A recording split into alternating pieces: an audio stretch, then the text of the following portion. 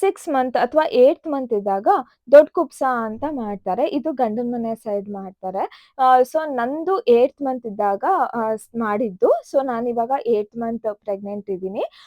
So ನಮ್ side ಏನ್ ಮಾಡ್ತಾರೆ ಅಂತ ಅಂದ್ರೆ, ಇವಾಗ ನಾಳೆ ಫಂಕ್ಷನ್ ಇದೆ ಅಂದ್ರೆ, ಹಿಂದಿನ ದಿನ ತವ್ರ್ ಮನೆಯಿಂದ ಬೈಕೆ ಊಟ ಅಂತ ಫುಲ್ ಅಡ್ಗೆ ಮಾಡ್ಕೊಂಡ್ ಬಂದಿರ್ತಾರೆ. ಸೊ ಇದು ಮನೆಗೆ ಅಥವಾ ನನಗೆ ಅಂತ ಅಲ್ಲ, ಇದೆಲ್ಲ ಊರ್ ಮಂದಿಗೆಲ್ಲ ಹಂಚ್ಬೇಕು ಅಂತ ಮಾಡೋವಂಥ ಅಡ್ಗೆ.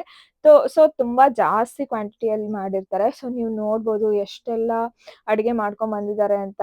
ವೆರೈಟಿ ಆಫ್ ಸ್ವೀಟ್ಸು, ಒಂದ್ 2, 3 ತರ ಪಲ್ಯಗಳು, ರೊಟ್ಟಿ, ಚಪಾತಿ ಮತ್ತೆ ಅದು ಚಟ್ನಿಗಳು ಅದೆಲ್ಲ. ಸೊ ಅದನ್ನೆಲ್ಲಾನು ಈ ತರ ಪೂಜೆ ಮಾಡ್ಬಿಟ್ಟು ಇವಾಗ ನನಗೆ ಕೊಡ್ತಾರೆ ಹಚ್ಬಿಟ್ಟು, "ನೀನ್ ತಿನ್ನು" ಅಂತ. ಫಸ್ಟ್ ನಾನ್ ತಿಂದಾದ್ಮೇಲೆ ಊರವ್ರಿಗೆಲ್ಲ ಅದನ್ನ ಹಂಚ್ತಾರೆ ಆಯ್ತಾ. ನಮ್ ಸೊಸೆ ಪ್ರೆಗ್ನೆಂಟ್ ಇದ್ದಾಳೆ ಅಂತ ಈ ತರ ಹಂಚ್ತಾರೆ. ಸೊ ನಮ್ಮನೇಲಿ ಎಲ್ಲಾನು ಮಾಡ್ಕೊಂಡ್ ಬಂದಿದ್ರು.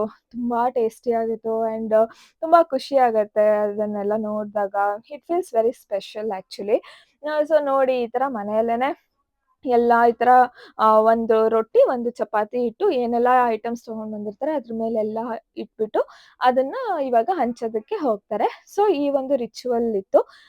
ನಿಮ್ ಸೈಡು ಈ ತರ ಎಲ್ಲ ಮಾಡ್ತಾರಾ ಅಂತ ತಿಳಿಸಿ ಆಯ್ತಾ?